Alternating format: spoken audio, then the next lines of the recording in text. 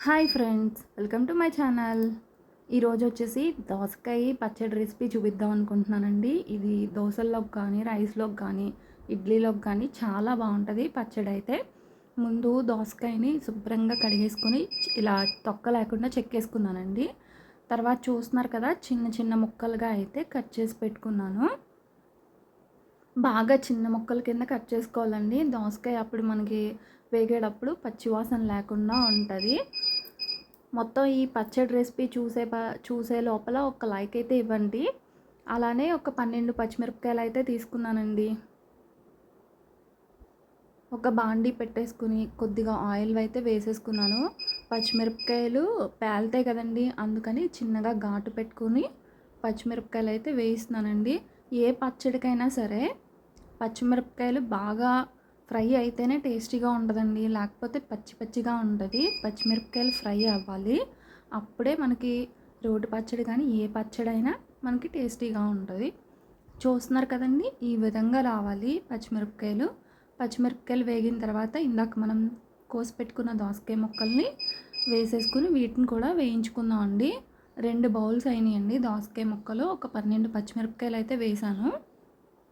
చూస్తున్నారు కదండి, ఇలాగా పచ్చిమిరపకాయలు వేయించినట్టే దోసకాయ ముక్కలు కూడా వేయించాలి.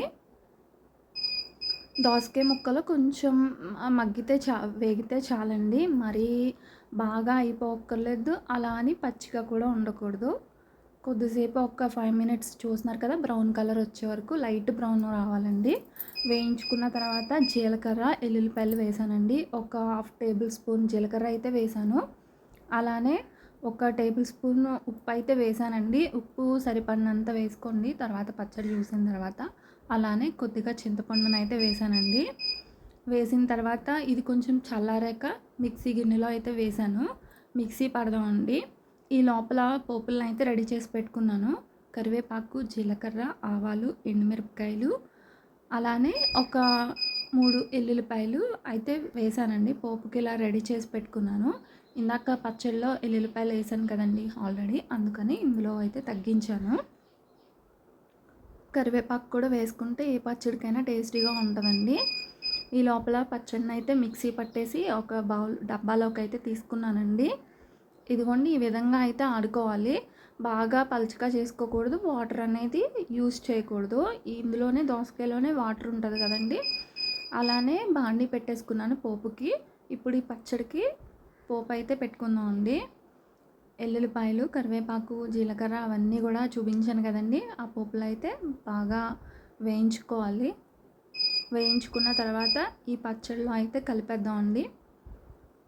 అసలు ఎంత కమ్మటి వాసన వచ్చిందంటే పోపులు వేయగానే చాలా బాగుందండి. ఇది రోట్లో చేసుకుంటే ఇంకా చాలా టేస్టీగా ఉంటుంది. వీడియో నచ్చిందే అనుకుంటున్నాను ఫ్రెండ్స్. అలానే లైక్ చేయండి, షేర్ చేయండి ఫ్రెండ్స్, సబ్స్క్రైబ్ కూడా చేయండి, మర్చిపోవద్దు.